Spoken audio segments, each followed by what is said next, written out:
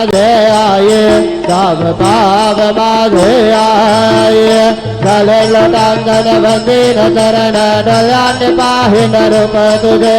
प्रेमे आलिंगन अनंत पूजन भवे वाळन म्हणे नामा त्वमेव माता पिता त्वमेव त्वमेव बन्धु सखा त्वमेव त्वमेव विद्या द्रविणं त्वमेव त्वमेव सर्वं मम देवदेव कायेन वाचा मनसेन्द्रियेर्वा बुद्ध्यात्मना वा प्रकृतिस्वभावा करोमि यज्ञात् सकलं परस्मै नारायणाय समर्पयामि अद्भुतं केशवं रामनारायणं कृष्णदामोदरं वासुदेवं हरिधरं माधवं गोपिकावल्लभं जानकीनायकं रामचन्द्रं भजे हरे राम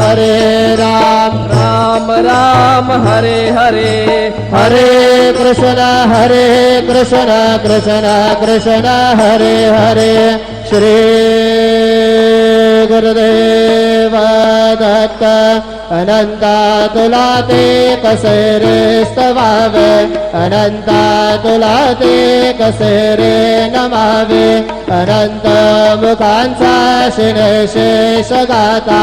नमस्कार साष्टांग श्री साईनाथा स्मरावे मने त्वत्पदा नित्य भावे पुरावे तरी भक्तीसाठी स्वभावे करावे जगातारुणे मायताता